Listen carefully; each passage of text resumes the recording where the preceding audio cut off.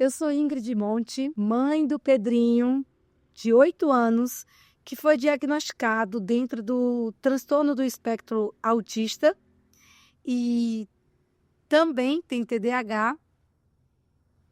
E como mãe, eu venho numa caminhada buscando trazer e aprender cada vez mais sobre oportunidades e possibilidades de desenvolvimento da minha criança. Eu, quando recebi o diagnóstico, foi um golpe muito duro da vida. Demorei no processo de aceitação, mas a partir do momento que eu decidi que o diagnóstico jamais seria uma sentença, hoje eu tenho muita alegria e felicidade em dizer que somos uma legião de mães que lutam, acreditam e estamos sempre buscando profissionais qualificados, sérios e que entendam da ciência, que vai tornar nossos filhos independentes, tenham melhores habilidades. E hoje eu estou recebendo uma pessoa muito especial, Ana Lúcia Cozonara. Oi, minha querida, obrigada pelo convite. Estou muito feliz de estar aqui com vocês todos. Eu sempre falo que sou convidada para falar em eventos, em lugares, né, acadêmicos, mas quando as mães me convidam, eu me sinto muito mais honrada, porque assim, eu acho que é de fato uma honra, né, ser autorizada por vocês para falar de algo que é da vivência de vocês, né, muito mais do que da minha, eu só imagino, né, eu só, fico ali um filetinho da vida das crianças com elas e vocês é que fazem tudo acontecer, então muito obrigada. Obrigada. Na verdade, nós sentimos na pele e eu tenho uma profunda admiração por você. Esse projeto Conversas Inclusivas começou lá atrás, onde era mato. Começamos num encontro privado ali no Meet com algumas mães e você sempre me motivou a dar continuidade ao projeto. Isso sempre ficou no meu coração ali, latente. Por isso que já te falo e te convido para ser madrinha desse projeto. Olha a honra e a responsabilidade. Porque se não fosse você, assim como muitas mães atípicas, a gente fica pelo caminho. E é tão bacana o grupo e, né, você sabe, sou formada há muitos anos, então, né, nessa prática clínica de crianças com autismo há muitos anos, e eu vejo que às vezes os grupos de conversa, não só de familiares, mas de profissionais, não são grupos produtivos de autoajuda, de ajuda mútua, né, de troca de experiência, de apoio, né, traz o outro, quem sabe menos ali da situação, diagnóstico recente, enfim, é apoiado pelos outros, com acolhimento, com informação e tal.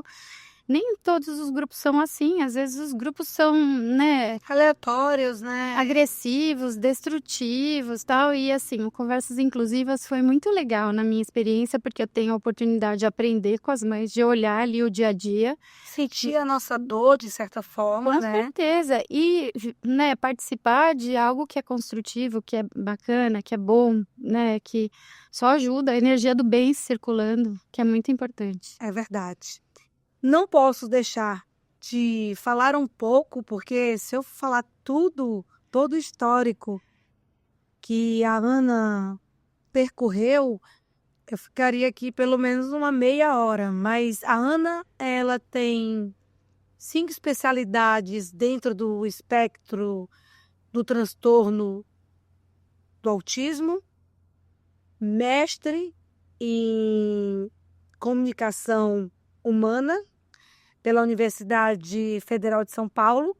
Atualmente está fazendo um doutorado Fora que certificações aqui são diversas. Eu, como mãe, eu me sinto muito honrada em ver que alguém que passa, né, Ana, na verdade, e ela não quer ser chamada de doutora, então eu vou ter que chamar ela de Ana. De tão, não diria humilde, mas tão servidora. Você é servidora. Você tem uma luz. Ah, que fofo. E quando a gente vê um histórico acadêmico, você entende a potência e o quanto você investiu horas em escrever artigos científicos, livros, publicações, coordenar projetos. Também foi professora e é sempre eterna professora. E além de tudo isso, sempre quando eu encontro a Ana Kozunara, ela está no chão, brincando com as crianças. Ingrid, porque que adianta estudar tanto se a gente não puder ajudar as pessoas, né? Eu acho que, assim, culturalmente no nosso país, a questão das titulações vão deixando o técnico cada vez mais distante da família. Né, eu falo, né, atendo às vezes, né, filhos de pessoas que também são tituladas e tal, e assim, né, se a gente não estiver ali no mesmo, né, no mesmo fluxo de energia, E de eu não tô falando uma coisa mística, tô falando de uma coisa assim, acessível, né? Se a gente não puder trocar de fato, esses títulos pouco importam, né? Então eu falo, olha, se você for me chamar de doutor, eu vou te chamar de doutor também. Então vamos combinar aqui que, né, aqui a gente vai tentar estar o mais próximo possível, fazer trocas, né, mais eficientes, exatamente, porque nessa hora o título tanto faz. A gente estuda muito porque o autismo, né, que eu aprendi lá na faculdade, né, eu me formei há 28 anos, não existe mais. Então, se a gente não continua, né, estudando e aprendendo, tudo isso fica obsoleto e a gente fica ultrapassado e a gente não ajuda ninguém. E eu falo que dentro da fonoaudiologia, né, o autismo né, as questões da comunicação, né, a complexidade do autismo envolve todas as áreas da fonoaudiologia. Então, né, a gente tem que saber sobre alimentação, sobre as questões musculares, né, motricidade orofacial, sobre linguagem, sobre fala, sobre comunicação alternativa. Então, assim, né? Hipotonia muscular. Exatamente. Então, a gente tem que estudar muito, saber tudo e saber muitas técnicas, porque cada criança é um universo que a gente nunca sabe como é que vai acessar. Então, a gente tem que estudar muito mesmo, mas isso tudo só serve para ajudar, né? Se não ajuda, não serve. Não contribui, né, doutora? Com certeza. Como mãe de uma criança autista, e é o que eu escuto de muitas mães, tudo começa com a questão da fala, né? E aí, doutora, me corrija se eu estiver errada.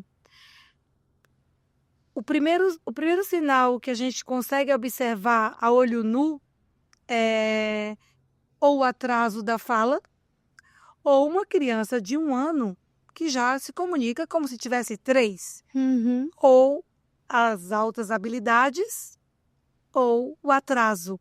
Sim. Ambos são sinais de que precisa de uma avaliação. Sim, eu acho que assim, né, o principal sinal, o mais frequente é o atraso de fala, tanto que muitas vezes a gente recebe a criança ainda sem o diagnóstico.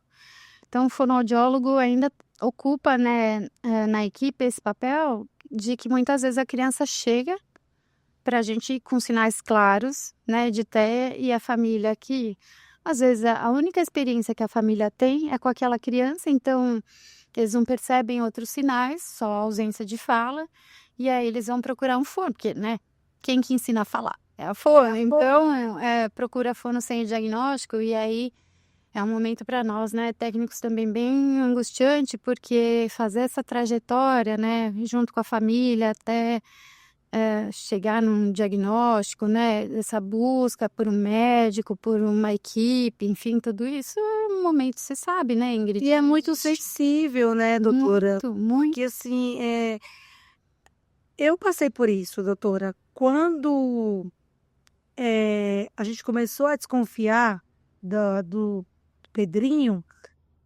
foi muito mais a família do marido que observava que ele chamava, ele não ouvia. Na verdade, não é que ele não ouvia, ele não dava atenção. Que ele demorou um pouco mais para falar, apesar que o Pedrinho não tem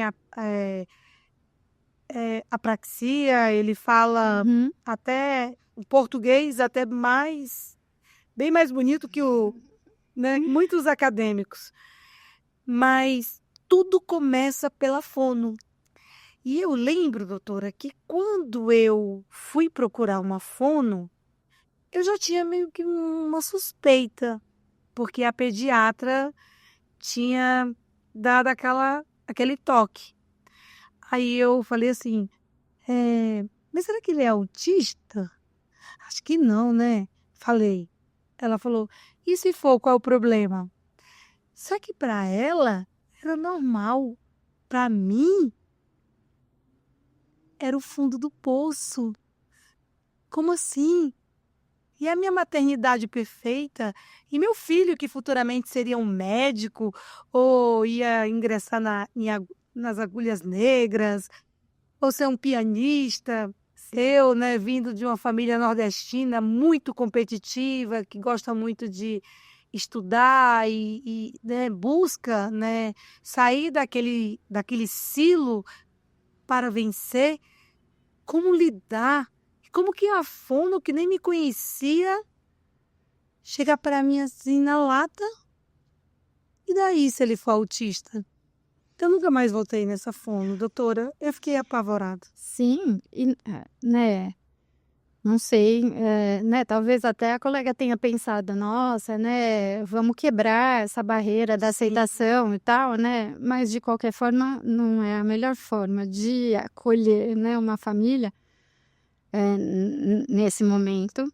E, né, o que você está contando faz muito sentido. Você sabe que eu comecei a me apaixonar pelo autismo na graduação. Eu tinha uma professora psicóloga que faleceu, ela é a doutora Márcia Pedromônico, que trabalhava com desenvolvimento e ela era muito interessada nas questões do autismo e tal, mas ela dava uma matéria na faculdade que chamava Psicopatologia do Recém-Nascido. nossa. E ela falava muito sobre esse funcionamento, né, do bebê e tal, e ela falava que, né, quando a gente quer ter um filho, o bebê nasce primeiro na linguagem. Antes da gente engravidar, você já tem um sonho, você já constrói aquela criança na sua cabeça. E aí, né, você tem, né, quando nasce já está matriculado na escola Nossa, que você sonhou, né? sim. E você compra os brinquedos que você Faz um Guarisson, né, até os que você não teve na sua infância, sim. né, você vai construindo essa imagem e quando vem um diagnóstico parece que tudo aquilo é invalidado, né. E é um luto, como é o luto da morte, porque na verdade, né, essa professora queridíssima falava sobre isso, que você precisa matar o filho idealizado, e esse matar, né, é o processo do luto, que você tem que passar por ele para acessar um filho possível, que é aquele filho real. Então você falou, né, quando eu cheguei lá eu já sabia, mas sabem, mas como é difícil, né, como é difícil passar por esse processo. E tem gente que passa uma vida inteira em sofrimento por causa dessa dificuldade de aceitação. E não né, não é uma crítica, porque isso é muito individual de cada um, de como as pessoas lidam com, né, esses sentimentos, com esse luto, enfim, com os recursos que a pessoa tem. Não é de propósito, eu não aceito porque eu não quero aceitar. Não, as pessoas às vezes não têm um recurso interno para lidar com aquilo. Não tem mesmo. E precisa, né, eu sou muito a favor de que, aquela história, né, cuidar de quem cuida. Eu acho que o familiar da criança com TEA precisa de apoio, porque né, tudo isso. E assim, né, você recebe o diagnóstico, você tem que ir atrás de terapia e você tem que virar a sua vida de cabeça para baixo, lidando com o luto, né? Não, e tem mais uma vírgula nessa história, que quando a gente começou a investigação, eu tive a notícia do câncer da minha mãe. Então eu vivi o câncer da minha mãe, perdi a minha mãe, 3 meses depois, o laudo do meu filho. Então, eu literalmente, doutora, eu fui ao fundo do poço e eu tive que arrumar uma mola e subir. E é muito engraçado, a gente vai falar sobre o tema principal, porque é muito interessante, que é também uma culpa de muitas mães, que é a questão de brincar com o seu filho. Mas eu queria falar o que eu passei rapidamente. Quando eu tive a notícia, a gente demora a acreditar. A gente ainda tem esperança que não seja, que talvez seja só um atraso. E ainda tem profissionais que às vezes, talvez será que não é só um TDAH? E você quer se iludir. No fundo você sabe. E quando a minha mãe já estava perto de partir, eu pensei muito, eu falo ou não falo para ela? Mas se eu não falasse, eu também talvez não teria mais oportunidade. E um dia eu liguei para minha mãe e falei: mãe, eu acho que o Pedrinho é autista. E aí, imagina, minha mãe estava vivendo seus últimos dias de vida. E o que ela falou para mim? Filha, tem coisas piores na vida. Aquilo foi uma pancada no meu peito de alguém de extrema sabedoria que sabia que estava indo embora. E essa frase eu vou guardar para sempre. E olha que forte, né, Ingrid? Porque assim, muito da mãe que a gente é por causa da mãe que a gente teve. E que bom que você pôde contar com ela nesse momento para te dar esse apoio, né? Que lindo, né? Você ter conseguido compartilhar com ela sobre isso e ter essa resposta, que é só amor, né? Sim. Então, assim, nada é por acaso na vida. E eu acho que é exatamente nessas pequenas coisas que vão acontecendo que fazem com que a gente consiga dar o passo para frente, né? Apoio, rede de apoio, né? Correr atrás de ajuda. E eu acho que cada um tem uma forma de lidar, mas quem tem uma religião, né? Pensar num apoio espiritual, tem tantas formas, né, de buscar esse recurso, mas é importante dar esse passo para frente, porque, né, te aproxima do filho real. E é interessante isso, né, essa história do filho real, e eu falo às vezes para os pais, né, que quando recebe o diagnóstico é aquele baque, às vezes eu falo, é a mesma criança, nada mudou, vocês já amam essa criança. Ele já é de vocês conhecem, vocês são os maiores especialistas nessa criança. E nada mudou, né? Vocês já sabiam como ele era. Vocês me contam melhor sobre ele do que eu posso dizer. Então, né, o que está nesse meio do caminho é só um nome, né, o diagnóstico. Não que eu ache pouco, eu acho, né, é muito complexo. Isso, de fato, transforma a vida das pessoas. Mas, né, é só dar um nome para um monte de coisas que a família já conhecia e que já amava mesmo assim, né? Então, que bom, né, que você teve essa resposta da sua mãe, porque é isso, a gente precisa dar valor porque tem valor de verdade. Não que isso não tenha valor, claro que tem, né, um peso, né, uma complexidade enorme, mas tem tanta coisa pior. Tem tanta coisa pior, e que parece melhor, né? Né? E que parece muito melhor, mas que não é. E aí, doutora Ana,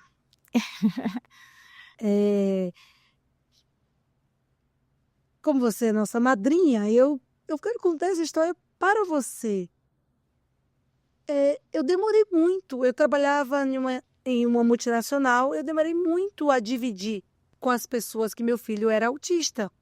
Eu precisei criar uma empresa com produtos de inclusão para criar grupos de mães e encontrar a minha tribo, né? E encontrar pessoas que viviam o que eu vivi, que eu estava vivendo. E eu lembro como se fosse hoje, estávamos todos reunidos numa mesa na Nestlé. Opa, foi o nome da empresa. Mas está tudo certo. E tinha uma colega que estava grávida. E nesse momento, eu estava no momento do luto do diagnóstico. E eu lembro, essa cena nunca vai sair da minha cabeça. Enquanto eu estava sofrendo, extremamente abatida, sangrando por dentro, eu via ela fazendo 1000 planos. Ai, porque meu filho vai estudar na escola tal, porque o pai já decidiu que ele quer que ele faça escola bilíngue, isso, aquilo. E eu vendo ela fazer tantos planos, eu me sentia, eu não faço parte desse mundo. Se meu filho conseguir estudar, já vai estar ótimo. E aí, doutora, olha como a vida é. Um dia, aí eu estava numa área da empresa, depois eu fui para outra área. Nunca tinha comentado com ninguém que meu filho era autista. Um belo dia ela me liga, eu até, né? Ela me liga e faz a pergunta direta. Ingrid, me responde uma coisa. O Pedrinho é autista? Doutora, eu senti, tipo, que todo o meu sangue gelou, porque ela me colocou diante da pergunta mais difícil de responder e de assumir. Eu falei, por quê? Não, porque eu vi que você segue a maioria das pessoas que eu estou seguindo e meu filho já foi diagnosticado com 1 ano. Ele tinha nem feito 1 ano, acho. Naquela hora, doutora, o meu sentimento era: como você é covarde. Já faz mais de 3 anos que você tem esse diagnóstico. Você nunca teve coragem de falar. E a tua amiga, que tem 10 anos a menos que você, uma juventude pela frente, que tinha uma vida, assim, viajava todos os anos para o exterior. Quando recebeu o diagnóstico do filho, falou para todo mundo. E você está sendo covarde. Por que você está agindo dessa forma? E foi o conflito interno comigo. Sua mãe teria vergonha de você? Por que você não assume? E foi naquele momento, doutora, que a minha chave virou. E daí foi que eu resolvi com muita dificuldade. Não foi fácil. Comuniquei para a família, minha família de Fortaleza. Falei no grupo da família. Depois saí, porque fiquei morrendo de medo do que eu ia escutar.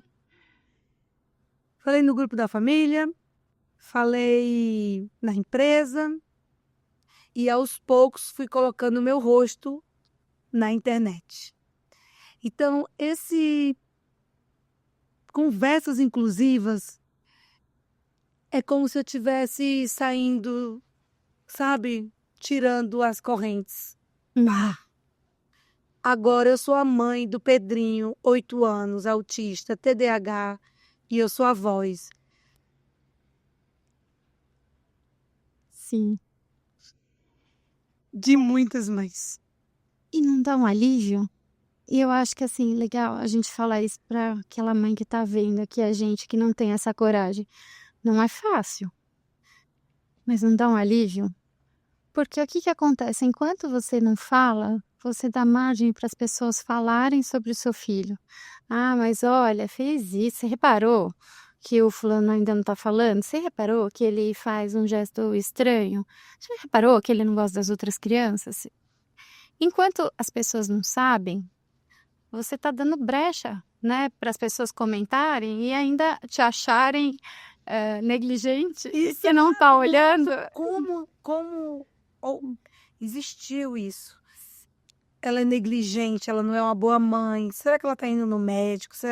Será que ela não tá vendo, Você não né? tá vendo, sendo que E aí, quando você dá o nome, parece que além de, né, conseguir falar, acabou o assunto. não que o sofrimento vai diminuir, porque ainda me emociono até hoje. Com certeza, mas assim, né, todo mundo sabe, né, do que está sendo falado, né? Não fica aquela coisa estranha, será que ela não está vendo, sabe? Tá todo mundo sabendo do que se trata. E isso até permite que as pessoas não sejam mais capacitistas, mas sejam mais empáticas, sabe? Sim. Né, de olhar de outra forma, de incluir de outras formas. Então eu sou sempre muito favorável a dizer, né, a contar para as pessoas.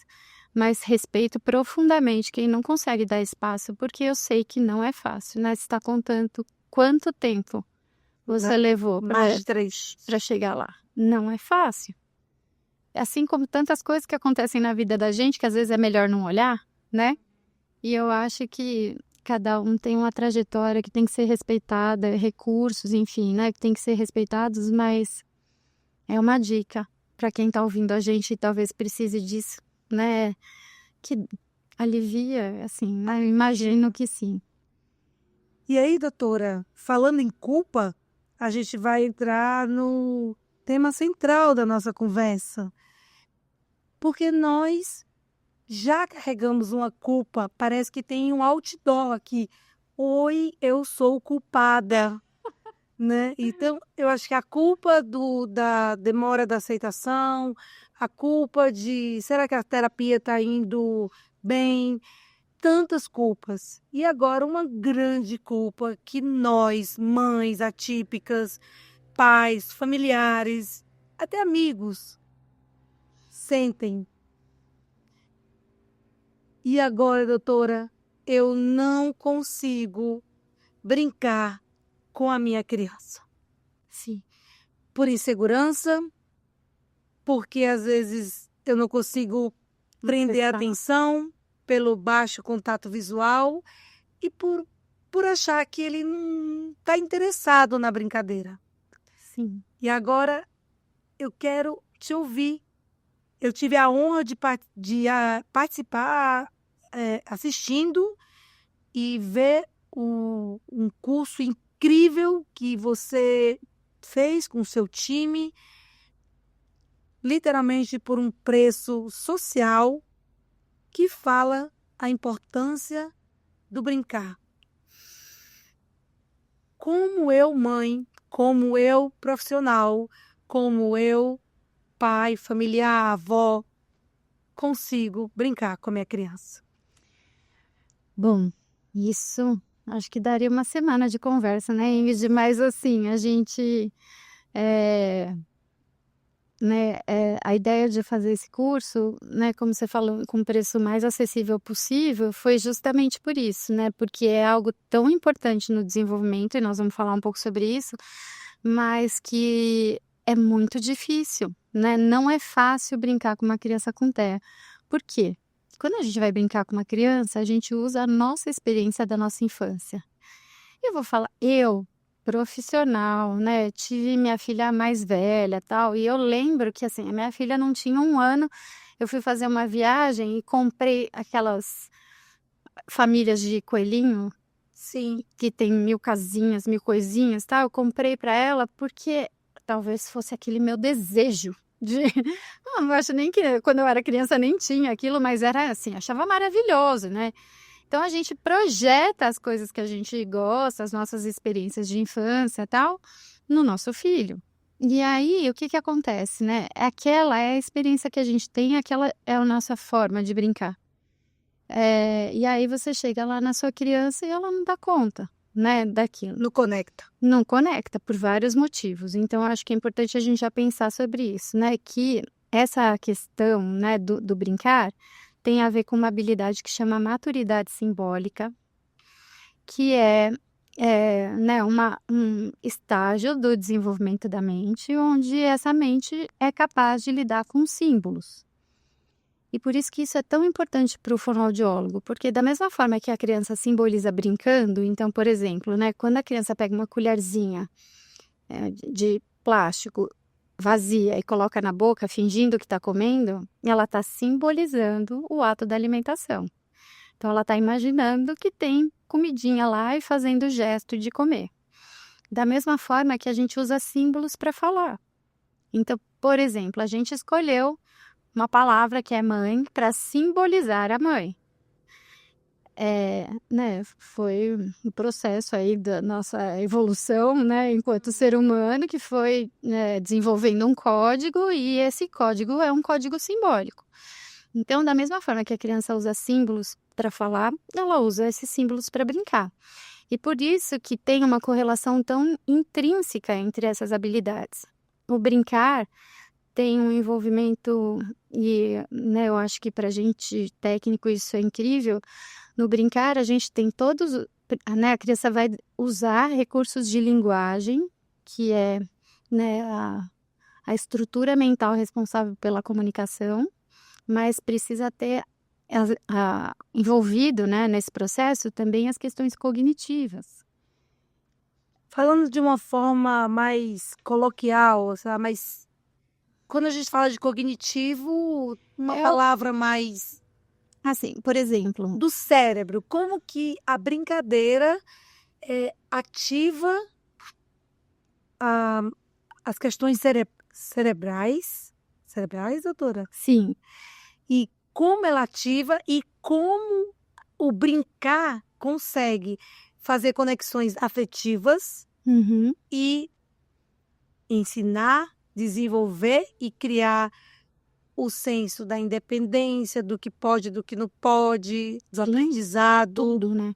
Tudo.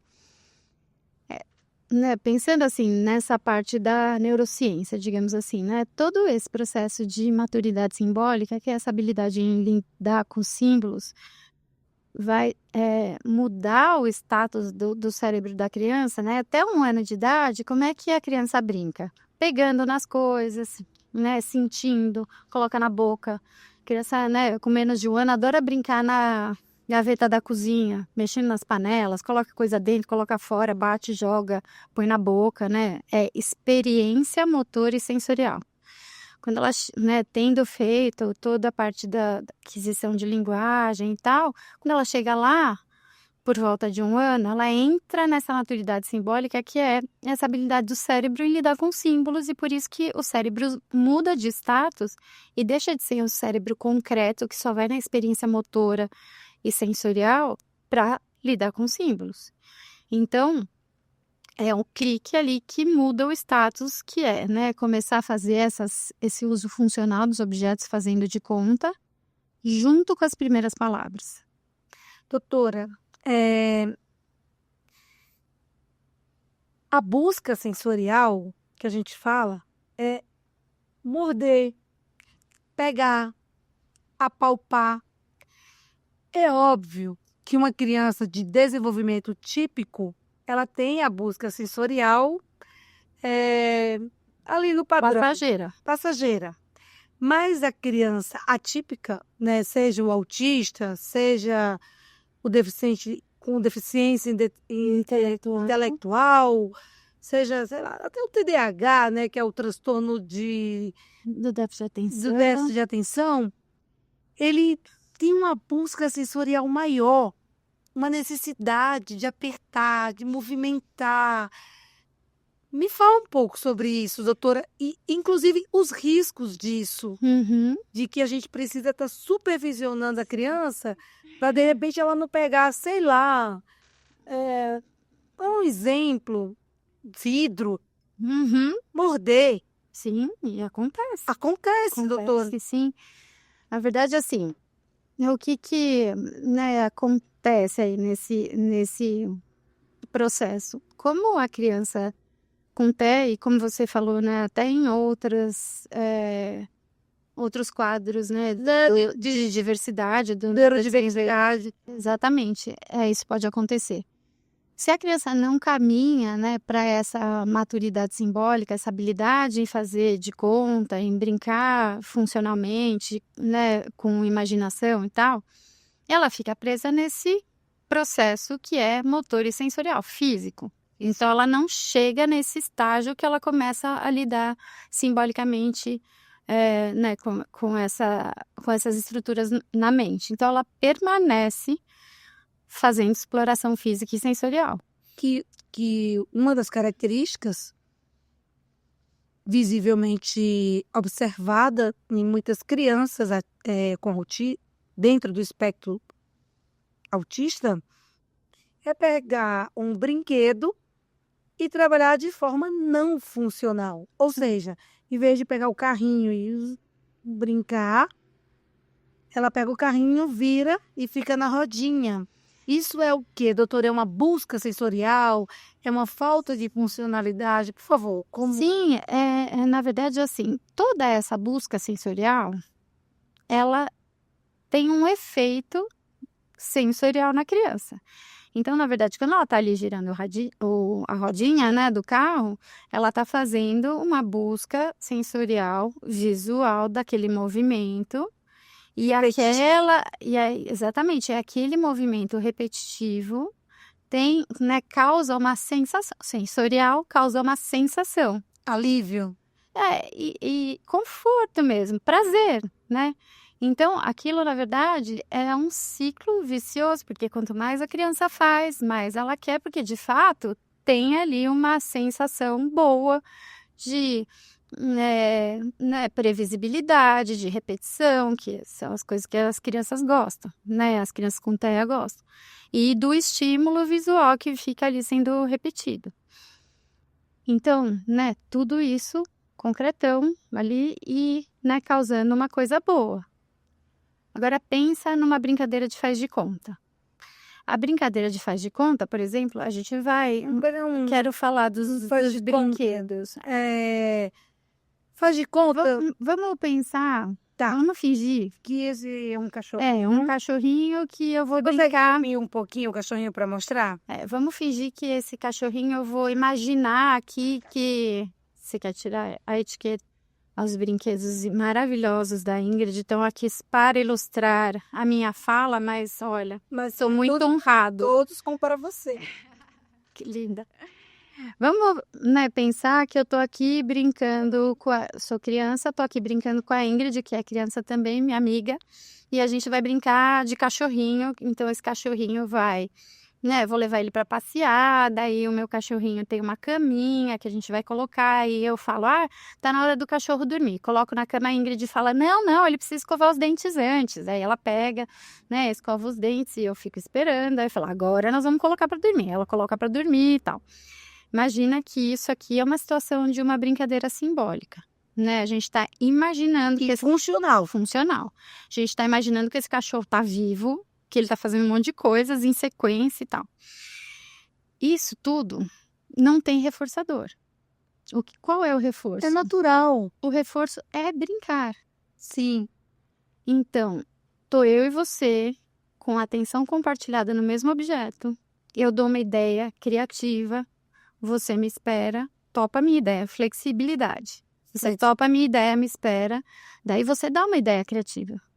E eu espero, te acompanho e a gente vai construindo juntos. Uma brincadeira simbólica, né, desse tipo, que seria o último nível do brincar simbólico, ela né, envolve flexibilidade, criatividade. Eu nunca sei o que você vai propor. Minha vez, a tua vez. E eu nunca sei o que você vai propor. Né? Criatividade. E espontaneidade, né? Vai acontecendo. E se você pensar, até na nossa experiência de criança, a brincadeira desse tipo não tem um final. Ela acaba quando o assunto morre, né? E todo mundo cansa da brincadeira. Então, o reforço, né, da atividade é pelo prazer, de fato, de brincar. Se a gente pensar em comunicação, funciona assim. Por exemplo, a gente está aqui conversando, atenção compartilhada. Nós estamos as duas compartilhando de um assunto. A gente não tem um reforço. O reforço é continuar conversando. Né, você é interessada no que eu tenho para te contar, você me contando um monte de coisas que eu não sei, a gente vai fazendo essa troca. Você nunca sabe o que eu vou falar e eu nunca sei o que você vai me perguntar. E a partir daquilo que você me pergunta, eu tenho que pensar numa resposta criativa, espontânea, acessar a minha linguagem, escolher as palavras, organizar, né? Troca de turno, minha vez, sua vez. Quando você está falando, não te interrompo. Você vê como é parecido com o brincar simbólico? Sim. Esse é o ensaio, né? O brincar simbólico é o ensaio para uma comunicação eficiente. É você conseguir ter atenção na atividade, você conseguir permanecer naquele assunto. Tudo isso é ensaio. E esse nível, né, mais alto, né, do jogo simbólico, a gente está pensando em crianças com 3 anos, que conseguem contar coisas falando, da mesma forma que elas executam ações como se fosse uma história. Sim. Então, é muito diferente o tipo de reforço, o tipo de construção, do que uma brincadeira sensorial que causa um efeito no corpo e fica num ciclo vicioso. E aí a gente como mãe, vocês como terapeutas, para quebrar esse ciclo, redireciona. E esse redirecionar é complexo, porque na verdade, se você for direcionar, né, por exemplo, como eu lá com a minha filha pequena, pegar um monte de coelhinho com um monte de coisa pequenininha, não sei o quê, né, imagina usar esse tipo de material, né, esse tipo de brinquedo, com uma criança com TEA que gosta de girar a rodinha. O que ele vai fazer? Vai colocar na boca. Por quê? É porque ele não acessa esse nível de jogo simbólico. Então, né, o que a gente precisa fazer é entender, né, que existem fases nesse processo e que não adianta a gente só exigir da criança, né, só estimular a criança na última fase, porque ela está muito distante do que a criança consegue. São 12 níveis de brincar, né, doutora? Isso é assunto para um podcast inteiro, né? O Jasper, por exemplo, é uma certificação que só fala não, mas uma das vertentes mais fortes do Jasper é sobre brincar e tem, né, mais de 10 níveis. Essa avaliação da maturidade simbólica, que é a que eu uso no curso, que é muito mais fácil de orientar as famílias, são 7 níveis. O que a gente vai tentando entender é que nível a criança está e qual é o nível acima que eu posso estimular. E não necessariamente, doutora, uma coisa que eu tenho uma preocupação, que todas as empresas que vendem brinquedos colocam a faixa etária. Só que eu lido com mães de autistas, então a criança pode ter 8 anos e ainda está naquela fase do montar, Sim, que ali é esperado, sei lá, por 3 anos, ou até mesmo dos brinquedos aramados, né? E que você fica naquele movimento de repetir. sim. E aí eu queria que você falasse um pouco das modalidades de brinquedo, que vai desde o bloco de montar, brinquedos sensoriais, que causam esse prazer, que é o toque, apertar, o esticar, brinquedos de tabuleiro, né, que são aqueles brinquedos que você ensina questões de esperar minha vez, a tua vez, Sim. que podem também causar algum tipo de frustração com a Sim. criança, né, dentro do espectro autista, porque, ai não, o autista ele sempre quer ganhar. Sim. Então, o jogo de tabuleiro, você ensina também essa questão do, olha, nem sempre você vai ganhar. E também os brinquedos que têm funcionalidades para ensinar as atividades de vida diária, que são alguns brinquedos que fazem parte do curso, Sim. que a gente vai colocar o link e super recomendo, o curso é incrível, vou assistir mais umas 2, 3 vezes até eu quebrar esse bloqueio e sentar no chão, filho, vamos brincar. Eu queria que você falasse assim, desse Sim.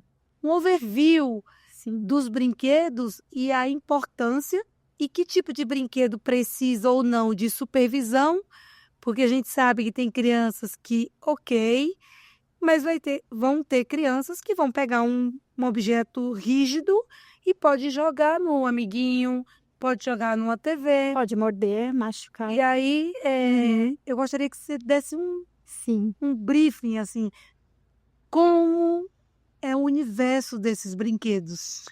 Então, né, a gente trouxe aqui, por exemplo, os brinquedos sensoriais, como o cachorrinho, nosso amiguinho aqui, que seria um brinquedo sensorial, né? Ele tem aqui uma textura, dá pra Textura puxar, segurar, enfim. Tem acho que areia dentro. É areia dentro. Você estica. Exatamente. Primeira coisa, quem trabalha com criança com TEA e o familiar da criança com TEA, não vou nem falar sobre isso com vocês, que vocês são os mega especialistas, mas tem que ser ninja.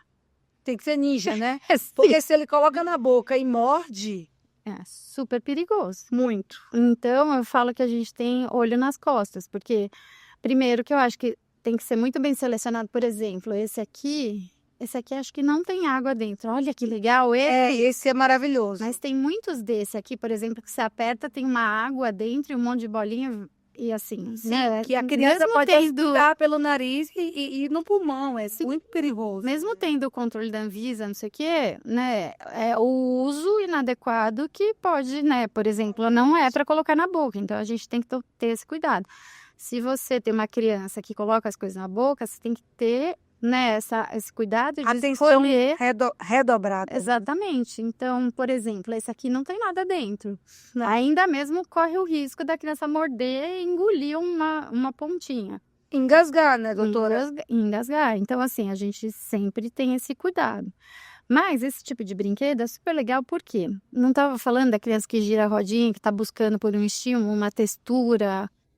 Isso aqui pode ser um começo, né? E você pode usar esse cachorrinho que talvez para ela seja legal, né, do ponto de vista sensorial, mas você pode começar a ensinar para a criança a fazer atos funcionais com o cachorrinho. Então, por exemplo, pega o copinho e faz gudu, gudu, gudu, gudu. Eles adoram efeitos sonoros e a gente Tem um nome para isso, doutora. onomatopeias. Onomatopeias, mas utilizar esses efeitos sonoros, os autistas adoram. Amam. Aí você faz assim, gudu, gudu, gudu, gudu, a criança na hora. Então, ela não brinca funcional, mas ela te vê fazendo isso, ela vai pegar o copo e vai fazer assim, ó. Vai ficar olhando bem pra você, assim, do tipo, faz barulho pra mim? E aí, quando você faz, ganhou. Ganhou a criança. Ganhou a criança. Então, é uma técnica. É uma técnica. E a gente consegue ensinar atos funcionais para uma criança que só queria apertar o cachorrinho. E aí Daí você você começa já a pega. ensinar o cachorrinho a beber água, Comer comidinha, a escovar os passear. dentes, pega a escovinha de dente. Eu tô usando o meu jogo simbólico, tá muito desenvolvido. Fingir que tá escovando os dentes. E aí Legal. pode ser um objeto sensorial que você consegue linkar em outras atividades funcionais. Muito interessante. E esse é um jeito. E tem outras coisas que eu acho que são relevantes a gente falar. Deixa eu pegar um aqui que eu separei junto com a Ingrid aqui algumas coisas, mas o que é? Separei com a Ingrid algumas coisas que eu falei fora do microfone, tô voltando aqui pro microfone. Mas, por exemplo, o que acontece? Crianças com TEA não engajam. Você pode subir um pouquinho, doutora, só para... Não engajam nas brincadeiras. Fica andando de um lado para o outro, balançando o negocinho, certo? O que a gente precisa, muitas vezes, fazer? Ensinar a criança a executar uma atividade do começo ao fim. Que não seria uma habilidade de jogo compartilhado, mas seria uma habilidade de jogo. Sim. Então, por exemplo, esse é um brinquedo simples para crianças pequenas que é uma atividade de encaixe. E o que é mais legal, bem lindo, doutora, inclusive. o que é mais legal que cada rodinha tem a cor equivalente. Então, você pode trabalhar a associação de cor. Pareamento, isso. Exatamente. Mas aqui, né, a sua criança não faz esse tipo de encaixe. Você vai começar a fazer um encaixe, né? Talvez a princípio ela não consiga fazer o pareamento. Então, talvez no começo ela faça assim, ó. Aleatoriamente. E tá tudo bem. É melhor que não fazer. Às vezes ela não E não criticar a criança, né? Não, e tá ótimo. E a gente vai sustentando o apoio. Então, né, às vezes a criança não faz isso, e às vezes a gente precisa dar apoio físico, ajuda, segurar na mãozinha e ajudar a criança a fazer e talvez ela fique brava, mas no outro dia você vai tentar 2, e no outro você vai tentar 3. São tentativas sucessivas. Exatamente, porque a gente vai estar trabalhando tanto com a atividade, quanto com o tempo de atenção e permanência na atividade. Essa maturidade de vocês que nós mães precisamos. Mas é difícil, né? Não é fácil. Mas é isso. Às vezes preciso entender O tempo da criança. e que o pouco, né, um passinho de cada vez vai fazer com que ela execute isso aqui de fato. Né? E aí a criança conseguiu, né, ter tempo de atenção para encaixar todos. Daí você vai e dificulta um pouquinho mais. Ó, agora nós vamos pegar a verde escura. E aí você ajuda a criança, direciona para ela pegar a verde escura. Você pode até tirar todas e deixar só a verde escura. Ah, muito bem, agora a verde clara. Tira todas e deixa só o verde claro. É legal falar, doutora, para a criança repetir verde, Olha, para estimular a fala ao mesmo tempo que brinca? sim, é muito importante a gente simplificar a nossa fala num nível que a criança consegue acompanhar. Tá. Então, por exemplo, muito comum, né, dessa criança que eu falei que não consegue brincar tal, ela não consegue muitas vezes entender comunicação. Sabe o literal? Lá tá Entrou, usado, né, doutora? entrou por um ouvido e saiu pelo outro. Sim, sei bem. Aí a gente fala assim, por exemplo, ô Pedrinho, vou usar Pedrinho aqui. Pode usar o Ô Pedrinho. Fésima, lindo. Você falou 8 anos, eu já estava achando que ele tinha uns 15. É drama, mas ele usa camisa 16. Ô Pedrinho, vai lá e pega pra ti aquele encaixe lá que tá do lado da mesa. O que ele entendeu? Não é o caso do Pedrinho, que agora, né, ele entende tudo, mas talvez lá no São começo. 5 anos de terapia, né? Sim. O que você acha que ele entendeu disso tudo? Provavelmente nada. Então, o que a gente fala? Pega, senta e dá o apoio gestual. A gente dá o apoio do verbal. A gente, às vezes, precisa até do apoio físico, mas o que a gente precisa é garantir que aquilo que foi dito seja executado para ele juntar o que a gente está falando com o que está acontecendo. Então, criança acontece assim, você fala senta, você tem que dar o apoio para ela sentar. Porque se você falar senta e nada acontecer, ela nunca vai juntar o verbo com a ação. Por isso que a criança com TEA, você sempre tem que começar primeiro uma palavra, depois 2, depois 3, porque se você chega com frases complexas, Não acabou, consegue imitar. bagunçou a cabeça da criança. Se você fala senta, primeiro que é muito mais fácil dela processar e executar, e segundo que se ela for imitar articulatoriamente, é muito mais fácil do que ô Pedrinho, vem aqui, senta aqui perto da tia. É demais, né? Se ela falar senta, tá ótimo, né? Sendo funcional, claro.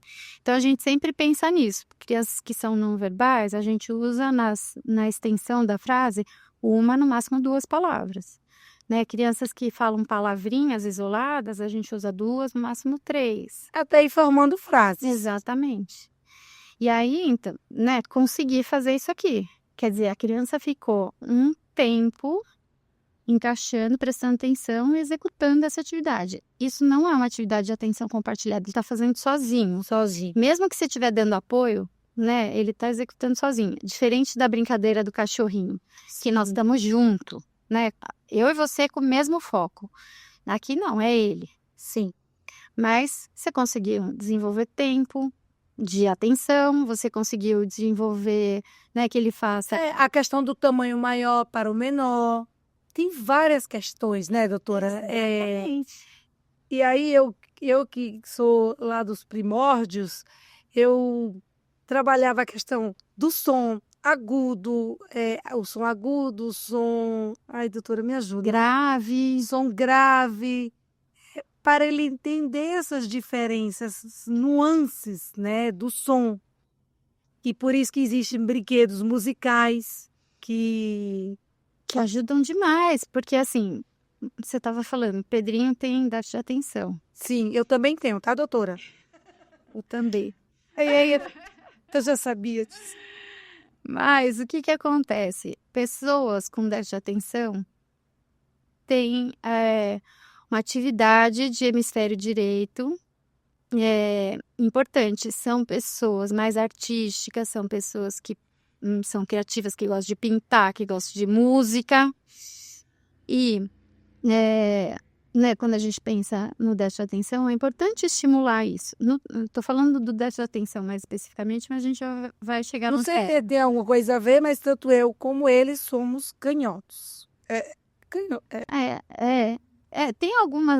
Tem artigos que falam de relações, outros não, enfim. Mas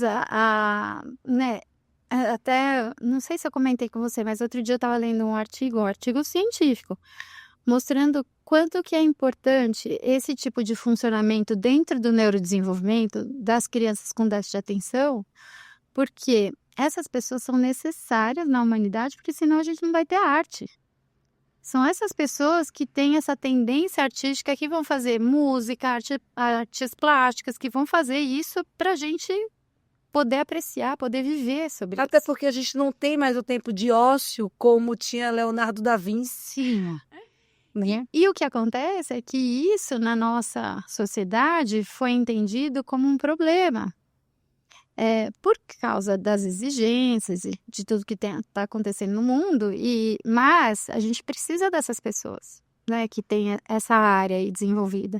Então, você estava falando dos instrumentos musicais, são uma ótima forma de desenvolver essa parte musical. E quando a gente pensa, né, não só no déficit de atenção, mas a gente pensa no TEA, por exemplo, eles têm toda uma dificuldade de processamento auditivo. Então, por que você fala senta e a criança não senta? Por causa da compreensão de linguagem, mas isso tem a ver com o som não chegar lá na área certa. Não é um problema de linguagem, mas a gente precisa ensinar esse ouvido, processar essa informação e mandar para a linguagem, né, para acessar o significado da linguagem certa. Então, né, coisas que são muito simples, por exemplo, uma das características da criança com TEA é não atender pelo nome. E isso fica parecendo assim, porque é distraído, ou porque não aprendeu o nome. Mas isso é gatilho de comunicação. Só TEA, doutora, ou TDAH também? O TDAH por causa da desatenção. Porque é assim, às vezes, né, você tá achando que ele tá no mundo da lua e quando é um assunto do interesse, ele super atende, né? Mas no TEA não é tão simples assim. No TEA, por exemplo, se você estiver no Japão, dentro do metrô, sozinha, e você escutar o seu nome no outro vagão, você nem consegue inibir de olhar. Porque é um gatilho de comunicação no nosso cérebro. As crianças aprendem muito cedo o nome delas. E é um gatilho de comunicação. Não sei se já aconteceu, você está passando na rua, alguém falou, moça, e você não consegue inibir de olhar. Não. Quando você vê, você já atendeu. Aí você leva uma cantada ali de graça na rua, que você nem queria olhar, mas acontece. Por quê? Porque você olha, porque é gatilho de comunicação. Nosso cérebro responde, né, de um jeito... Em frações de segundo. De um jeito inconsciente, assim. E por que as crianças com TEA não respondem pelo nome? Porque eles não têm esse gatilho. Então, a gente precisa ensinar. Mas pode ser trabalhado, doutora? Pode, porque a gente vai ensinar esse cérebro a responder para os estímulos de comunicação. Então, né, por exemplo, uma coisa que é muito característica da criança com TEA é a alteração da prosódia, dessa musicalidade que a gente usa na fala, que quando eu falo, eu tô triste, tem um jeito, né, que eu falo, quando eu tô muito feliz tem outro jeito, né, que a minha voz brilha, não parece que brilha, assim, já que tô falando, eu falando de autismo, que eu sou apaixonada, minha voz brilha, né. Ou quando eu tô brava, né, eu tenho uma outra melodia, um tom mais grave, né, na minha voz, e a criança com TEA não tem essa habilidade. Né, muito descrito na literatura, e a gente vê nas crianças uma fala mais monótona, né, que não tem esse ritmo. Mais linear. Exatamente, mais linear, que não tem toda essa musicalidade. Então, né, trabalhar com essa parte auditiva, estímulos auditivos, brinquedos, né, que estimulam essa parte musicalidade são super importantes. Aqui, doutora, por exemplo, esse brinquedo aqui que eu gosto muito, né? Expressando as emoções. Vamos lá, eu como mãe, né? Obviamente, é difícil não chamar ela de doutora, porque Ela insiste é, em me chamar de doutora. é difícil, mas esse brinquedo, ele é sobre expressar as emoções. Quando meu filho estava lá, né, no diagnóstico, vou ter uma caneta aqui para furar o brinquedo. Olha, eu abri vários, mas esse eu não abri. Mas isso é muito legal, sabe por quê? Quando ele estava nessa fase do tratamento, eu fiz muitas coisas manuais, do tipo, eu precisava ensinar meu filho a entender o que era uma cara de raiva, o que era uma cara de nojo, o que era uma cara de felicidade, o que era uma cara, não um rosto, né? Nordestino fala cara, né, gente? Não tem jeito. Eu saí do Nordeste, o Nordeste não saiu de mim. Imagina quantos nordestinos estão te ouvindo e vão se identificar com seu jeito de falar, né? Verdade. E aí, a minha grande preocupação, doutora, é que meu filho entendesse as emoções. Porque, às vezes, eles não conseguem saber se eu tô brava, se aquela situação foi legal ou não foi, se precisa ter uma conversa a respeito. E acho que a doutora sabe muito melhor do que eu manusear os brinquedos. Isso prova o quanto eu tenho sido relapsa em não brincar com a minha criança. Pouco orientada, Pouco orientada. não relapsa. Não, Jamais. obrigada, doutora. Mas Mas expressar as emoções, por exemplo, é um brinquedo que a gente fala de tabuleiro. E uma coisa que eu queria desmistificar aqui, doutora, é que muitas vezes, e aí não, eu aprendi com a doutora. Ele tem que montar, né, doutora? Aqui é difícil conseguir montar. não, mas dá pra gente Mas mostrar bastante coisa. É um exemplo. É que a gente tem uma crença que brinquedo bom é o brinquedo que passa na propaganda no intervalo dos desenhos, ou brinquedos caros, quando na verdade eu aprendi no curso, né, que brinquedo bom é aquele que pode ter pelo menos 12 variações. Sim. Eu estou me sentindo especialista em brincar. Falta agora sentar no chão e dizer, Pedrinho, vem cá, vamos brincar. Você sabe que esse é um treino que a gente faz lá na clínica, assim. Quando a gente escolhe um brinquedo, a gente tem que pensar em 10 formas, pelo menos 10 formas de brincar com ele, porque se não tiver, é um brinquedo ruim. Ou não compensa o investimento. Não compensa o investimento. E eu vou falar assim, né? A gente tem marcas aí no mercado importantes que trabalham com desenvolvimento infantil, mas que tem um jeito só de brincar. Só um único jeito. E que o reforço não é o brincar. O reforço é a música que toca, é a luz que acende, né? É brinquedo que você precisa acionar e ter um reforço que geralmente é sensorial, porque a música que toca, a luz que acende é reforço sensorial. Ou aquela estrelinha por ter conseguido cumprir aquele comportamento. Que aí vai pro eletrônico. Sim. Não. E aqui, doutora, é reforçador. Ah, não. Aqui você precisa se empenhar para poder chegar. Conquistar, né? Se a gente fosse fazer uma comparação com o comportamento, é tipo economia de fichas. Você precisa desempenhar, né, uma série de atividades para conseguir ganhar o reforçador. E aqui eu acho que é super legal, porque eu acho lindo isso, porque pode falar marca. Brincadeira de criança. Brincadeira de criança. Brincadeira de criança, os brinquedos são muito acessíveis e são incrivelmente bons, mas pensando nisso, que, por exemplo, esse aqui, Expressando Emoções, é um brinquedo que tem uma proposta, que é um jogo de tabuleiro, mas que se a gente for pensar, né, na nossa proposta, a gente pode inventar 1000 formas de brincar com ele. E o que eu acho muito legal é que, olha que interessante aqui, por exemplo, né, os pininhos que vão ser o personagem no tabuleiro, Um é um carrinho, o outro é um robozinho que as crianças com TEA amam, Amam. Amam. amam. Sim.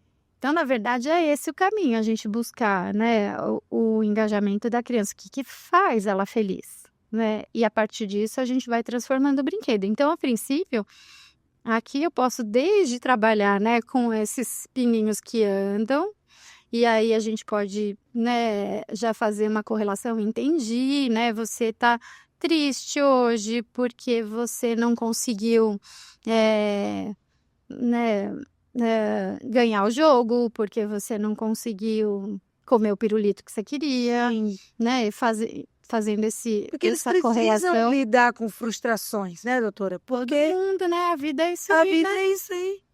Então, né, a gente consegue ir inserindo essas coisas na vida. Esse jogo é super legal porque tem roletinha, então tem os números, tem um monte de coisa. Na verdade, no Vai- curso, né, o curso que a doutora gravou e com a equipe dela, né, que é Crianças Aprendem Brincando, você consegue ver com mais detalhes, porque aqui realmente precisa sentar no chão, montar o tabuleiro e entrar na Exatamente. brincadeira da criança. E não só a questão das emoções, mas eu particularmente eu gosto muito desses brinquedos que são tabuleiros, mas que têm a funcionalidade educativa, né, do qual é a hora certa de fazer algo, sei lá, tem um pedaço de carne, encaixa na hora do lanche? Não encaixa. Eu aprendi isso no seu curso. Isso é muito importante para a criança. Pode, não pode? Doutora, muito difícil. Eu estou nessa fase com meu filho de explicar para ele a questão da social. Por exemplo, ele entrar num elevador e ver uma pessoa, sei lá, bem acima do peso e falar: Ei, precisa fazer uma dieta, hein? Sim. E, na verdade, isso tem a ver com a leitura social que eles, Questão né, não conseguem, às vezes, fazer no ambiente, porque, né, eu acho que é muito importante isso ficar claro, que não é falta de empatia, não é Falta de- falta de educação, Hum. exatamente, não é falta de limite, não é nada disso. Não é Na falta verdade, de terapia. não, é porque é aquilo que todo mundo gostaria de falar, mas não fala. Sim. Que a gente dá um passo para trás, né? E, na verdade, pela dificuldade da leitura social, e aí a gente pensa, né? Antes de falar, tem que ter o controle inibitório, de pensar, bom, eu posso magoar, não conheço essa pessoa, né? Eu não sei como ela vai reagir, não se fala, coisas desse tipo, né? É. Tudo isso a gente faz antes. A gente pode pensar, mas a gente faz antes de falar. E eles não têm, né, esse filtro social. Não. Então, Mas por pode exemplo, ser ensinado, doutora. pode. E esse aqui, né, o pode ou não pode, ele é um jogo que tem toda uma proposta. E tem a questão das palavras mágicas também. Aí, palavras mágicas também, que é o obrigada, de nada. O que que é de nada? A gente já pensou sobre isso? O que que é de nada? Tipo, a gente responde. A pessoa fala obrigada, você fala de nada. Mas o que que significa de nada? É que eu fiz por... É só uma É só uma... É só uma expressão, um símbolo que a gente usa, mas não tem um significado concreto. Não. E o quanto que é difícil para a criança contar entender coisas que não Muito têm um difícil. significado concreto. Muito difícil. E, né, tanto palavras mágicas quanto esse pode ou não pode, eles trazem uma estrutura concreta para você, inclusive, ter de apoio. Sim. Então, por exemplo, você estava falando do Pedrinho, dessa dificuldade. Às vezes, só no âmbito do olhar, né, que a gente já olha para a criança e já faz aquela cara, né? Às vezes isso não é suficiente ainda, talvez em algum momento seja possível. Mas quando não é, você pode usar um recurso desse de ter no bolso e mostrar para a criança. Tipo assim, lembra que nós conversamos sobre isso? É um recurso concreto que facilita para a criança. Procura nas suas cartinhas que tem uma coisa aí sobre isso que nós estamos falando aqui agora. Você aumenta a estrutura, né? Você dá para ela um repertório que ela pode acessar quando ela não sabe o que fazer. Então, assim, dentre milhões de outras possibilidades, mas inclusive porque é um jogo que tem aqui, né, a possibilidade de ter regras e tal. E, né, outra coisa que você falou super importante, que sempre tem uma proposta de idade. Mas quando você tem um brinquedo bom, você não precisa começar nessa idade. Quando você, a gente pensa que 5 anos a criança tem condição de jogar um jogo de tabuleiro, por exemplo. Mas você pode usar esse recurso, né, Até antes, doutora. até antes e até bem depois, né? Sim, sem dúvida. Então, quando você tem um brinquedo bom que estimula, né, muitas áreas do desenvolvimento, né, muitas habilidades diferentes, porque aqui, pensa, né, a gente está falando pode e não pode, que tem a ver com regras sociais, mas tem todo um vocabulário específico, tem, né, a imagem que tem uma carinha que faz relação com aquilo que está sendo proposto. Pode maltratar os animais? Não. Pode cuidar dos animais? Sim. Exatamente. E, né, quando a gente pensa em criança com TEA, você falar, por exemplo, não pode maltratar os animais. Às vezes é tudo que eles estão esperando para fazer aquilo que você falou que não podia. Exato. E às vezes, né, uma cartinha dessa, ao invés de você falar não pode, né, maltratar os animais, você oferece o positivo, fala, Sim. cuide dos animais, né, sem precisar às vezes falar, porque às vezes o falar é o que, né, vai desencadear o comportamento, porque só da atenção que a criança ganha, ela já tem o reforço para repetir o comportamento. Então, Sim. é um material concreto que você pode usar de 1000 formas diferentes. No meu tempo, quando foi o diagnóstico do Pedrinho, eu fiz tudo manual. Eu imprimia feições, eu imprimia o obrigado, o de nada. E uma coisa, doutora, e aí tudo bem, não sei se você vai concordar comigo, mas eu acho que a sociedade hoje obriga muito a criança chegar no ambiente familiar, vai falar com a vovó, vai falar com o titio, vai falar com a titia. E eu acho isso um pouco invasivo com a criança. Ela é obrigada mesmo ter que cumprimentar todo mundo, é uma regra social, porque nós, não sei se eu me encaixo nisso, porque eu sou TDAH, né? Se eu puder sair a francesa, mas eu saio fácil. As pessoas falam, QD, já estou em casa. De pijama. Que pijama. Porque socializar dá trabalho. Dá trabalho e eu acho que às vezes a gente passa do ponto. Obrigar a criança a beijar todo mundo da família, você está ensinando que a criança ela não precisa julgar quem ela vai beijar ou não, sabe? E quando a gente pensa no TEA, isso é um passo para ela achar que ela pode beijar e deve beijar qualquer um. Isso pode causar até abusos. Sim, favorecer, né? Exato. Abuso, facilitar o abuso. E hoje, especificamente, eu recebi uma cartinha de uma mãe que me deu uma lembrança de Natal e o que eu mais gostei foi a cartinha, geralmente essa. Mas uma carta muito linda falando sobre isso, que cada ano ela escolhia uma palavra para ser a palavra do ano dela. Que no ano passado ela escolheu a palavra cura, mas que durante o ano ela entendeu que essa cura não é possível. Então que esse ano a palavra dela era coragem. E ela falou que, né, ela estava contando na cartinha que ela queria ter a coragem do filho dela de conseguir né, se expressar da forma como ele se expressa e ser verdadeiro e amar da forma como ele ama, apesar de isso não ser algo, né, tão bem visto pela sociedade. E eu achei lindo, porque é isso, às vezes eles dizem coisas e fazem coisas que a gente adoraria fazer. A gente adoraria falar, né? E às vezes eles não querem beijar aquela pessoa, porque a pessoa beija e fica molhado, e é ruim, porque a gente também acha ruim. Já não tem lembrança daquelas pessoas da sua infância que te beijavam e ficava molhado? E assim, eu acho que o afeto não é algo imposto.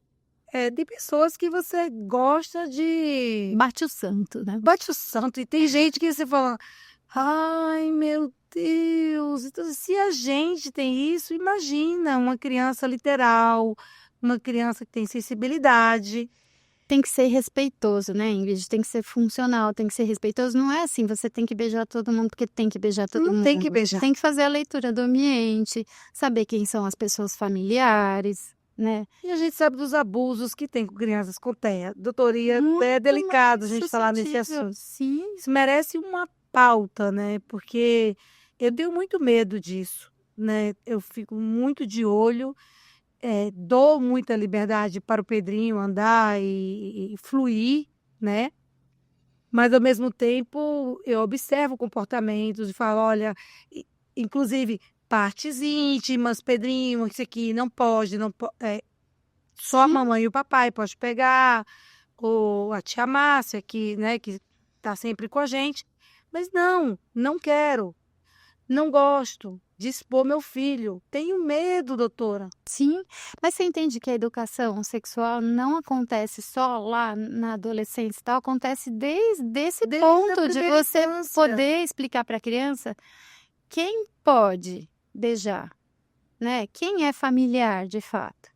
Que é né, no colo de quem que ela pode ir, de quem ela não pode ir, Sim, né? Com quem ela pode falar no elevador e com quem ela não pode. sim. A educação sexual começa lá, né? Na Desde o primeira início. infância. Desde o início.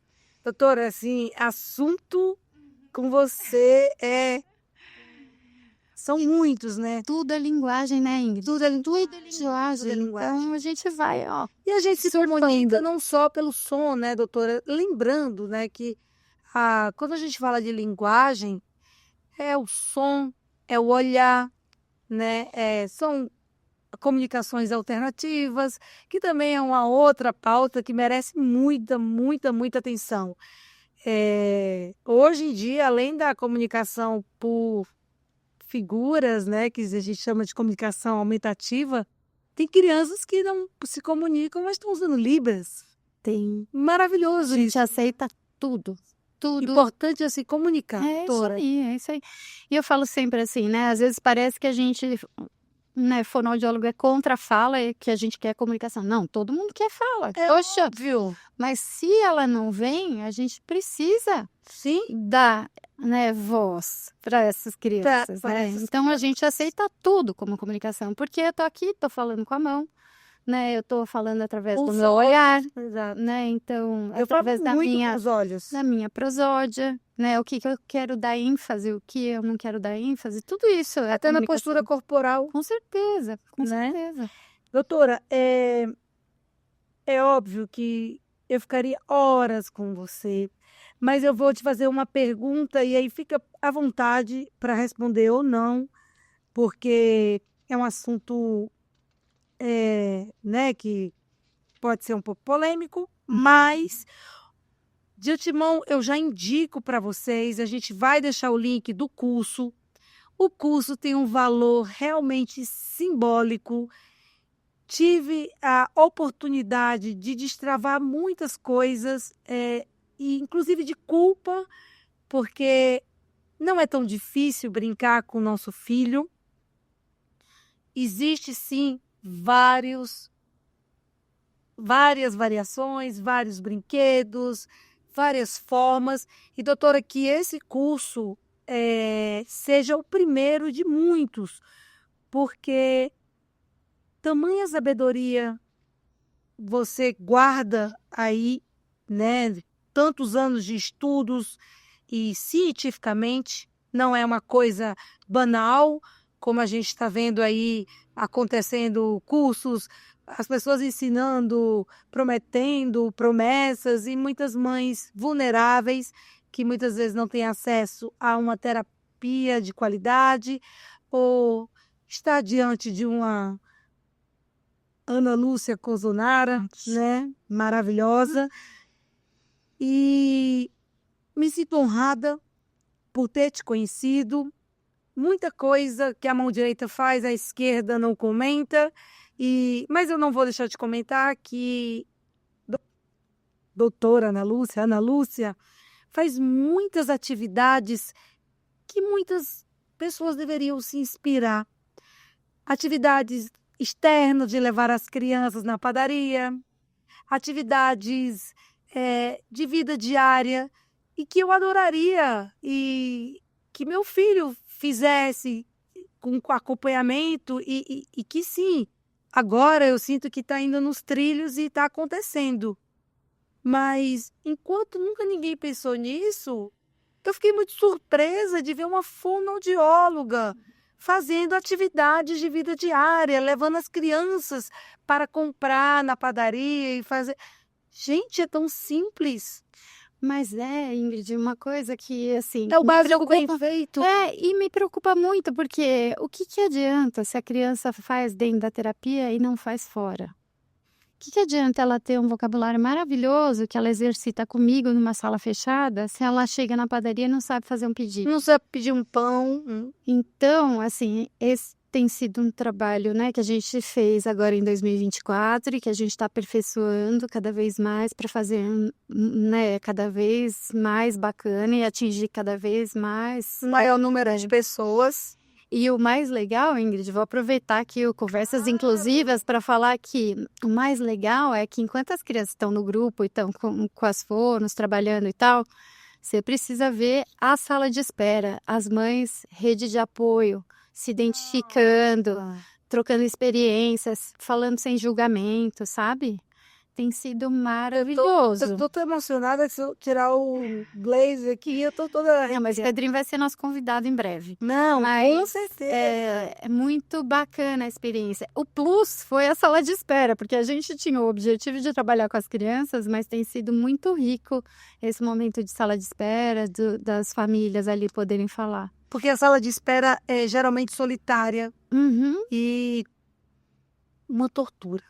Me desculpa, E doutora. muito tempo, né? Muito tempo. Só Deus sabe o que passa na cabeça de uma mãe numa sala de espera, esperando a devolutiva daquele dia de terapia. E aí, por fim, doutora, eu queria uma opinião sobre que a gente vê, né, ainda mais com com um crescente número de diagnósticos, muitas famílias atípicas, e é inevitável que o mercado de entretenimento, e aí eu falo desde restaurantes como shoppings, e, enfim, eles acabem querendo acolher mais essas famílias, porque antigamente nós nos trancávamos, nós não queríamos expor os nossos filhos, nós tínhamos medo. Nossa, andar com um cordãozinho de identificação rotulando a criança como autista, oh céus, ó vida. Hoje não, a gente usa mesmo o cordão, passa na frente sem nem dar satisfação, porque é um direito nosso. E muitos locais oferecem gratuitamente a entrada dessas crianças, né, que estão dentro do espectro autista em brinquedotecas, em espaços infantis, espaços kids. Quando não é 100% gratuito, é 50% de desconto. E aí, doutora, muitas vezes existem mães que conhecem seus filhos. Eu conheço o meu filho. Eu sei que o Pedrinho, estando dentro de uma brinquedoteca, ele não tem hábitos de jogar objetos, ele não quebraria uma televisão, por exemplo, ou ele não tem por hábito, nunca aconteceu dele agredir um coleguinha. Mas a mãe, ela tem consciência do perfil da sua criança. E o que me preocupa é que acontecem situações onde a mãe deixa a criança sozinha, e aí eu estou falando de um restaurante que abre já esse benefício, e que se ele exigir um acompanhante, a mãe já fica brava, porque não, eu quero o meu tempo para almoçar e ter o meu lazer. E aí eu queria te perguntar, doutora, quando essa criança ela comete um ato que causa um prejuízo no local e a mãe usa o TEA, né? Não, mas meu filho é autista.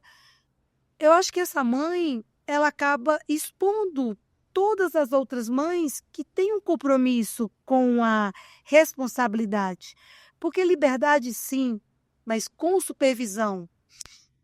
Sim. Isso eu acho que, assim, primeira coisa, né? eu acho que tem super a ver com a nossa conversa aqui, porque, né, você tem que pensar. A gente falou um pouco disso no começo, quando estava falando dos brinquedos sensoriais. Você tem que pensar no que você deixa a criança acessar, porque tem coisas que podem ser perigosas para a própria criança e para os outros. Então, né, um bloco de madeira, né, dos brinquedos pode ser pesado e ele pode arremessar em alguém ou pode morder, né, e se machucar, enfim. Então, isso já começa Ou quebrar no acesso. algum bem do local, Agora, né? quando você está num lugar, né, público, e olha só a responsabilidade de falar sobre isso num podcast para mães. Mas eu acho que Mas uma mãe que compromete toda uma comunidade não é legal, porque eles acabam, tá bom, perdendo benefícios, perder. inclusive. Exatamente, tá bom, você tá achando ruim? Você quer que seu filho entre aqui e cause? Então, a partir de hoje, não vai ter mais benefício de 100% gratuito. E não é isso que a gente quer mais e mais direitos. Ingrid, eu vou te falar, isso não cabe só para criança com TEA. Quanta criança dita típica, né? Porque eu sempre falo que eu tô procurando os típicos, tá difícil de achar, mas enfim. Dita típica que vai num lugar desse, causa e bate em outras crianças, né? E quebra bens, que não necessariamente é a criança com TEA. Sim. Então, assim, né? Primeira coisa, se você conhece seu filho, você consegue, né, pensar se Ciência, né? é possível que ele fique num lugar sem supervisão ou não.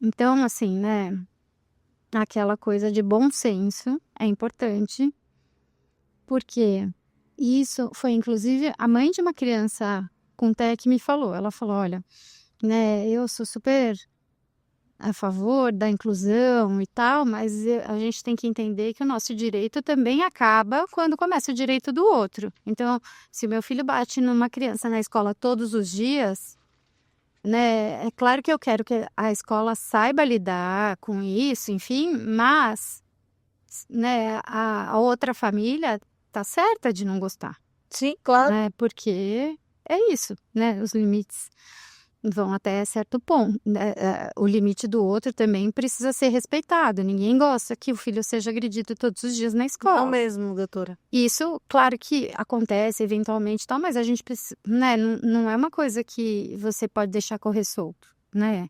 É algo que precisa de intervenção, cuidado, atenção, enfim. Mas, né, então o que eu acho é que tem 1000 possibilidades de você conseguir, né, por exemplo, fazer uma refeição em paz, sem precisar necessariamente deixar o seu filho sem supervisão. Se você sabe o que interessa à sua criança, né, brinquedo sensorial, é giz, é luzinha Ou, mágica, infelizmente, às vezes até o celular, né, doutora? o celular, nesse caso, Às vezes, como como essa área, exceção, como exceção.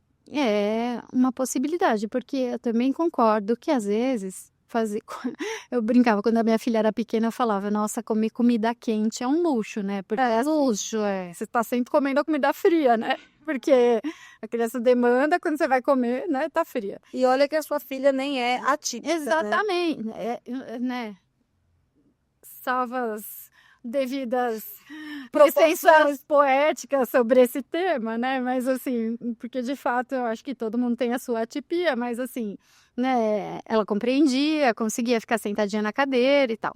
Mas, né, eu acho que conhecendo o seu filho, você pode criar possibilidades dele permanecer um tempo ali explorando brinquedos, coisas que sejam Gerenciar, né? muito interessantes para ele. Então, por exemplo, né, tem kitzinhos, dá para fazer kitzinhos com brinquedos sensoriais que E as andar crianças sempre amam. com os brinquedos, porque assim, Maletinha, mochilinha, mochilinha, o Pedrinho até vai hoje, trocando. Pedrinho vai fazer 9 anos, até hoje, toda vez que eu levo ele para qualquer lugar, eu levo a mochilinha, porque, por exemplo, se molhar a camisa, ele já não quer, então troca a camisa, não se divide. Giz, luzinha mágica, e assim, né, Um objeto de apego. com certeza, a gente não indica né, as telas, mas se for Necessário. necessário, né, critério mesmo de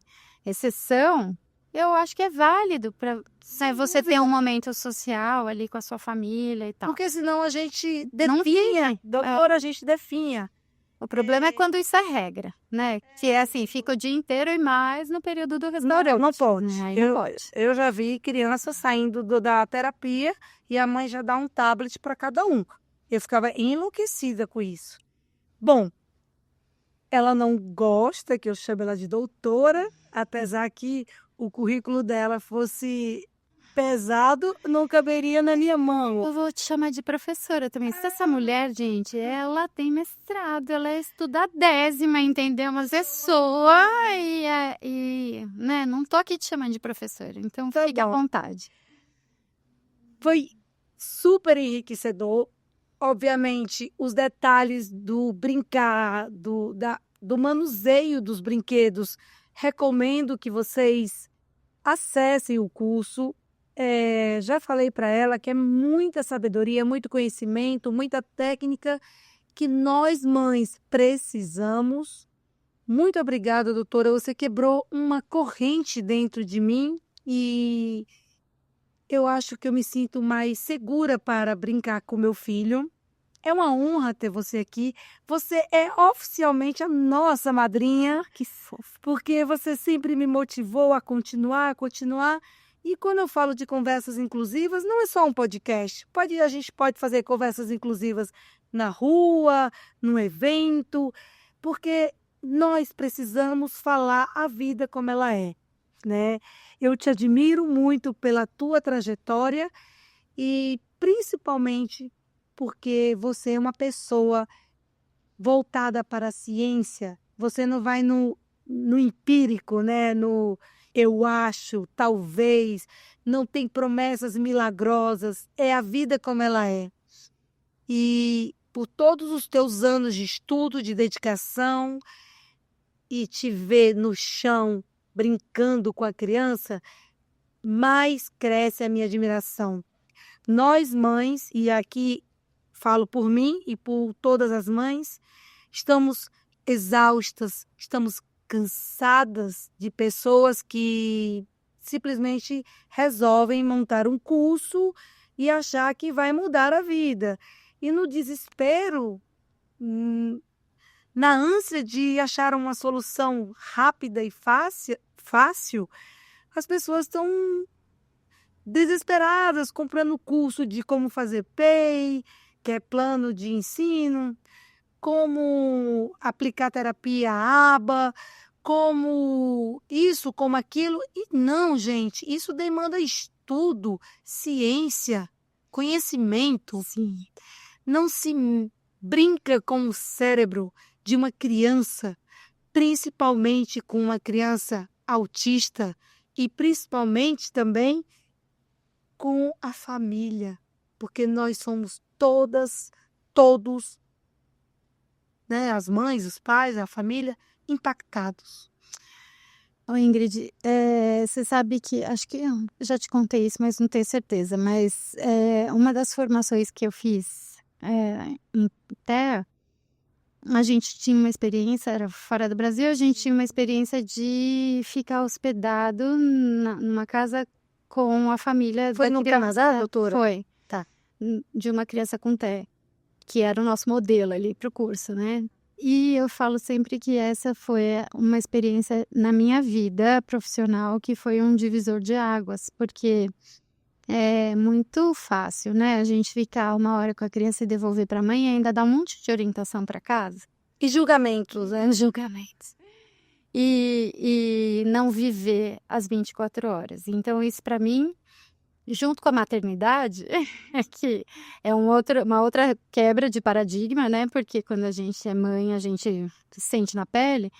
Eu acho que foram as duas experiências mais impactantes, assim, no meu relacionamento com os pais. Então, assim, é isso, né? Menos julgamento, todo mundo precisa de orientação, né? A gente tem que remar para o mesmo lado, com parceria e tal. Mas a experiência de ser mãe, ninguém vai substituir nenhum terapeuta.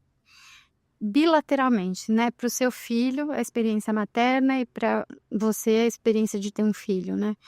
Então, isso é insubstituível e eu acho importantíssimo que seja possível brincar, né? Brincar é o emprego da criança, né? Se a gente não capacita a criança para brincar, ela não faz trocas sociais, enfim.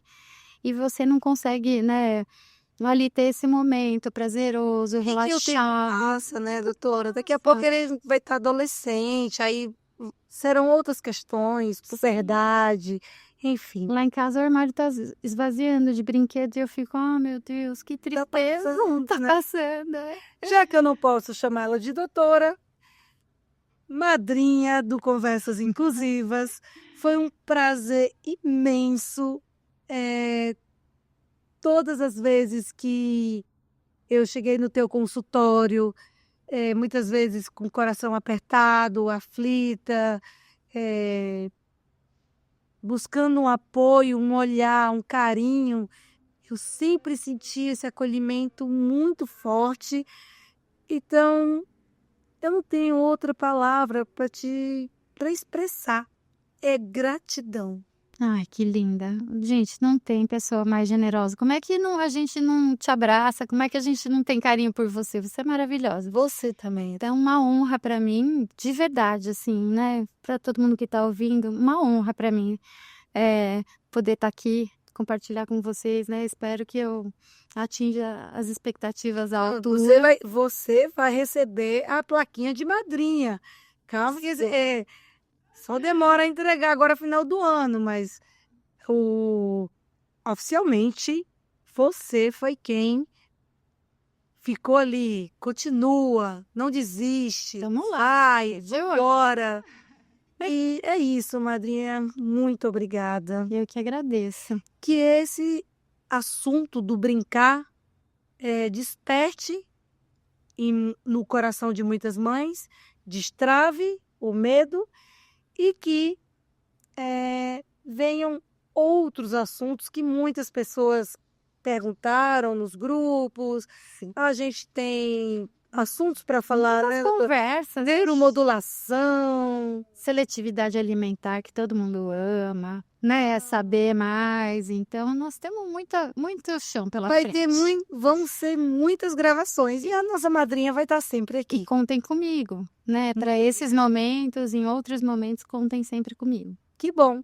Obrigada. E quem sabe o projeto lá de levar as crianças na padaria? Bora? Vamos aumentar essa. Vamos aumentar a turma. Daqui a pouco, pessoal, nossa, Nós vamos de ônibus. da invasão de criança aqui.